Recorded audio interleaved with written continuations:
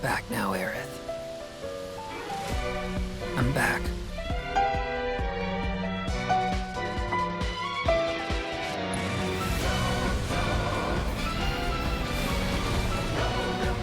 Think good stuff.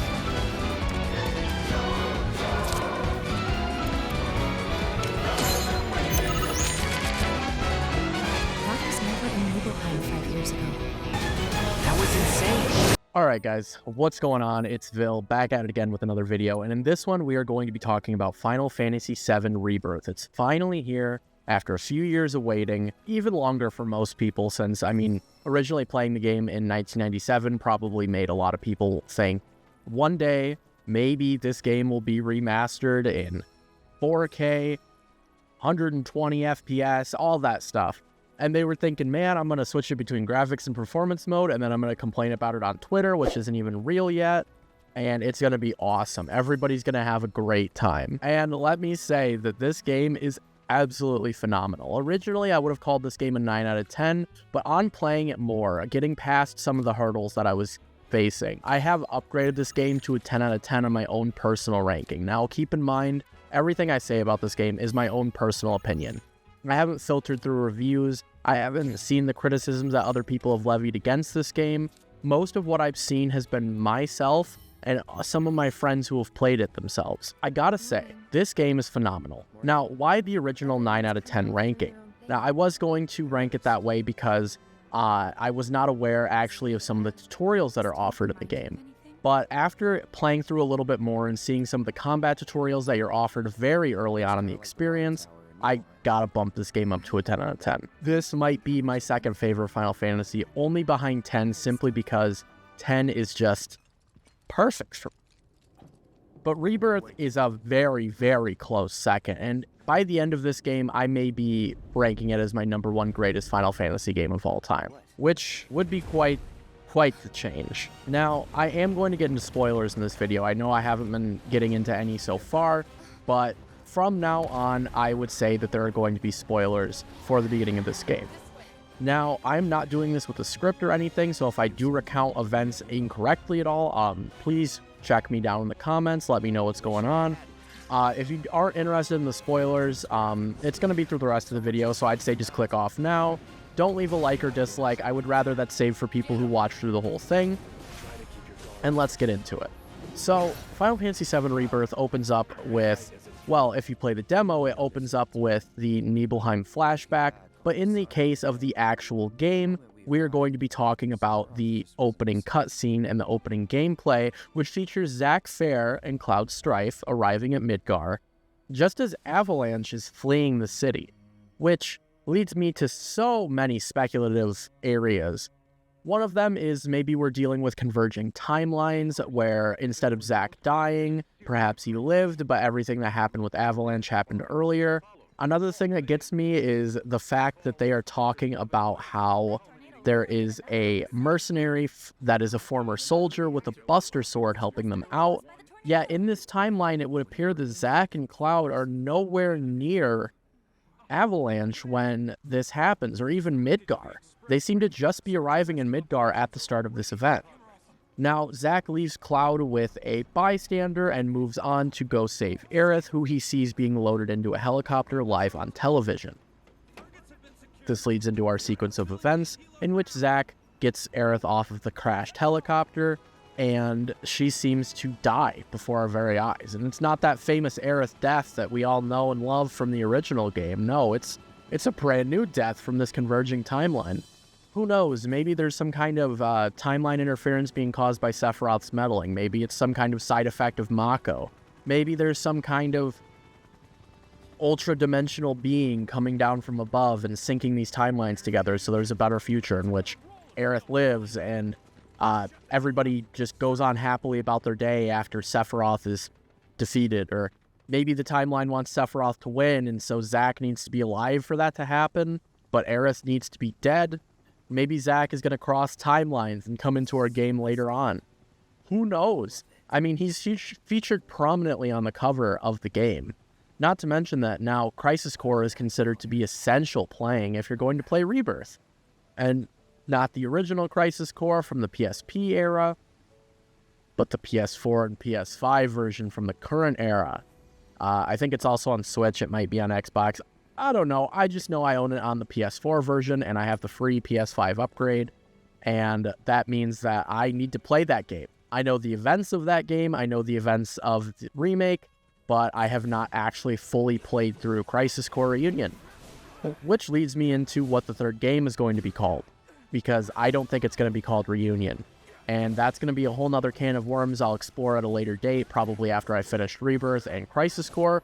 But I think because they already used a Reunion for Crisis Core, they're not going to use it for Final Fantasy VII Part 3, which could be titled pretty much anything that starts with an RE. Maybe Redux, maybe Remix, could be anything. But talking about Final Fantasy VII Rebirth, this game is just amazing. The gameplay is perfect. It's redone from Remake, where it feels like they went back and said, here's what was good, here's where the bones of our system, now we're going to add a muscular system. We're going to add skin to this. We're going to add hair. We're going to add all of the ligaments. We're going to add tonsils to it that don't need to be removed for no reason later on. We're going to add everything that needs to be added. As you can see from the gameplay, this game is absolutely beautiful. I think everything about the graphics has been improved, especially because this game was specifically built for the PS5 rather than the PS4. So rather than dealing with aging hardware, with how long it's taken Rebirth to come out, we're dealing with slightly aging hardware, as opposed to rapidly aging hardware like the PS4 was at the end of its life cycle. And while many may not notice it, I personally noticed that the mouths in this game look so much better. The words are actually synced to the movements of the mouth. Everything is synced together. Everything looks so much better. Not only that, the particle effects are amazing. The shadows, the god rays, everything just looks phenomenal. And this game is a step in a insanely colorful direction for this trilogy. I would say that Final Fantasy VII Remake focuses on what you can do with dark colors. There's a lot of dark in the Undercity of Midgar. There's a lot of dark throughout the game. A lot of the segments take place at night, and when they take place during the day, it's with a false sun. And it just really lends to the idea that we're dealing with the intersection of dark and light. Whereas the first game is dark, the second game seems to be light, where we're talking about the open world, the outside, seeing the sun for the first time, seeing the real sun for the first time in active gameplay. And seeing all of this blend together in the first two games makes me think that the third game is going to be where these intersect, where we're going to see dark, we're going to see light, we're going to see everything that can do with the graphics, and it's going to lend into the tone. Because Final Fantasy VII Rebirth is whimsical. Everything about it lends to the idea that it's an adventure. Nothing seems world-breaking yet, and that's just where I'm at. I'm only 10 hours into the game, and I can already tell you that this game is a whimsical adventure. Everything about it just seems to be, I'm on the trail of Sephiroth, and I'm not going to stop till I find him and figure out what he's up to. Now, with everything that happened at the end of Remake, I know that the tone might seem like it's going to shift in a very dark direction, but honestly, after the Nibelheim flashback, everything so far has just been just light years into, hey, everything is light, everything is beautiful, and we're seeing the world. Someone like Aerith is seeing the world for the first time, and sometimes that's lended into how the game is talked to us, the viewer, where things are being explained to her, which really lends towards the idea that it's her first time out here, and it makes it so that there's a natural explanation for why players are being told about the outside world, whether that's through Cloud divulging the information that he knows from his travels, whether that's outside NPC characters telling us about how the world works. It really just makes this whole idea work. It makes everything about it just stand out as a logical explanation as to why everything is being told to us. And this is awesome. This is phenomenal. A word that I've used several times, because this game is phenomenal. This game is a phenom of the genre. Whereas games like Skull and Bones have tried to strike and failed to hit the mark of quadruple A game, I would say that this is the first AAA game that I've played on the PS5 that makes it genuinely worth the purchase. Every single game I've played on the PS5 so far felt like it could have lasted on the PS4, but after playing even just the demo of Final Fantasy VII Rebirth, there is no way they could have made this game work on PS4 without some kind of significant sacrifices. Along with that, we're seeing a resurgence of open world games happening right now, And I think Final Fantasy VII Rebirth not only lights the bar on fire, but it steps over it with aplomb. Everything is just perfect. I could sit here and talk about this game all day, but what I'd rather do is talk about some of the downfalls. Now, like I discussed with the tutorials, I do think that there needs to be a smidgen more hand-holding. Now, a lot of veterans of the series and people that played through the demo a few times might disagree with me, and that's perfectly okay. Please, either click off the video or let me know down in the comments how you feel. And we can open a dialogue about this. But so far, I would say that up until you get to Chadley at the Chocobo farm, there just doesn't seem to be enough teaching. There doesn't seem to be enough tutorials, and there's so many elements that are just thrown at you that make you think, when is this going to be explained to me? And while that question is answered very early on, I definitely think that 1 or 2 hours after gameplay of just straight story content definitely lends itself to the idea that this game was meant to be played over and over again, which is not a problem. Rather, it is a very small nitpick that I have. It's something that I think needs to be addressed, whether that's through a patch, which I think is more than possible, especially with the powers of Square Enix. I beg you, please add more tutorials to the beginning of the game. Simply because I didn't understand this stuff, and I am an experienced RPG player. That is my own personal experience and how I feel things are. As an experienced RPG player, I think that not enough of the elements of this game were explained to me, not enough of the mechanics or the systems in place. And if more of those were explained, I think everything would be perfect. And I'm not saying every single step needs to be accompanied by a guide, but I am saying that there needs to be a little bit more pointing me in the right direction. A little more, maybe some kind of codex in the menu, like where we have the bestiary. Maybe some kind of just quick video explanation for new players. Anything like that really would just lend to the idea that this is a new game with new mechanics, and just because you played Remake does not mean you'll be perfect at Rebirth. Now, saying that, once you get to the tutorials, this game becomes a 10 out of 10. This game flattens against the ceiling and then bursts right through it. It lends itself into the idea that AAA gaming is alive and well, even if it's not, even if it's on life support due to studios like Activision, due to constantly being pushed garbage and live service games.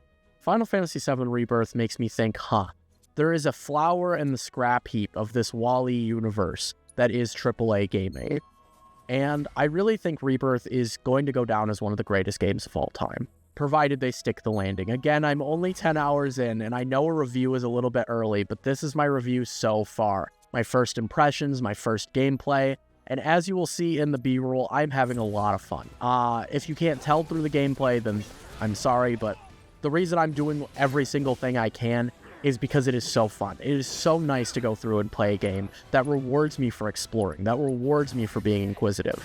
Everything about it is just perfect. It's phenomenal.